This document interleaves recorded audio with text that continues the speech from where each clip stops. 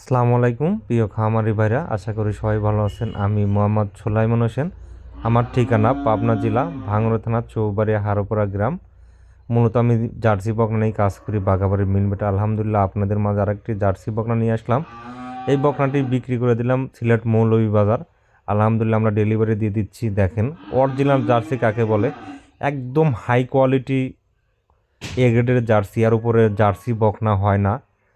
সম্পূর্ণ ভিডিওটা দেখবেন যে জার্সি বকনা আসলে কেমন রূপ হয়, কেমন জাতমান হয়।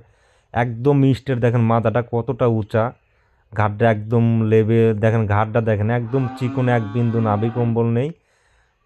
গলার ওইখানে দেখেন কালো, মুখের শেপটা কালো।